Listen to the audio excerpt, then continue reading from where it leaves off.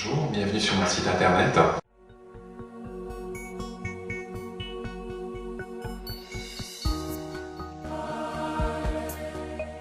Pour moi, la voyance, c'est plus un éclairage sur un chemin de vie, en sachant que les routes de chaque individu sont balisées et que le but un petit peu, à travers une consultation, c'est d'avoir des points de repère dans sa vie pour se raccrocher de nouveau à un sens. Je pense que le mensonge est quelque chose de criminel et que je dois en fait de dire les choses telles qu'elles sont à mes consultants. Avec la voyance par téléphone, ce qui peut être intéressant, c'est justement ce côté pratique, donc d'appeler le voyant, de l'avoir au bout du fil. Moi je consulte à la fois sur rendez-vous, j'essaye également de prendre les personnes dans l'urgence, quand c'est possible. Je commence par parler du passé de la personne,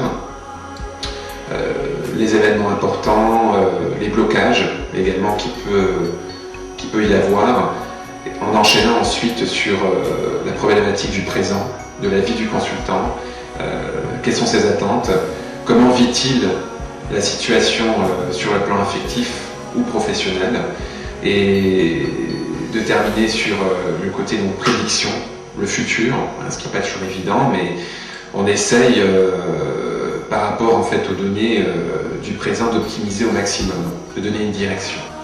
En ce qui concerne la voyance par mail,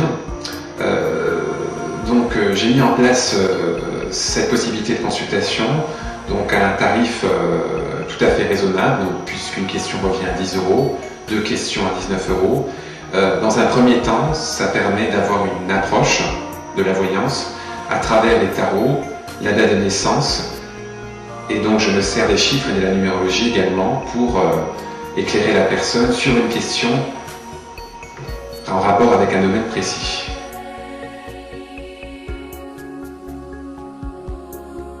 Je pratique également le Reiki. Donc le Reiki, si vous voulez, c'est une méthode de guérison japonaise par imposition des mains. La personne s'allonge sur le dos et sur le ventre.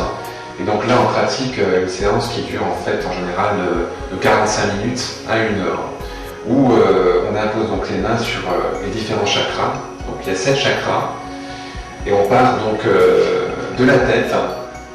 Ici, on commence par la tête, on descend donc par le chakra de la gorge, on passe par le chakra du cœur, on descend ensuite vers le chakra solaire, on continue vers le chakra sacré et on termine par le chakra de base, qu'on appelle également le chakra racine. Grâce à cette méthode, on peut notamment intervenir sur des problèmes de stress, de dépression. Ça permet vraiment de se libérer émotionnellement, physiquement, et d'apporter un bien-être général à la personne. C'est difficile de contrôler un don de voyance, je pense, parce que c'est vraiment quelque chose qui est à l'intérieur. Je dirais que c'est un mode de vie également. Il m'arrive en fait de rencontrer une personne dans la rue, d'avoir un flash sur la personne. Ça se présente de manière inopinée, c'est quelque chose qu'on ne maîtrise pas forcément. Et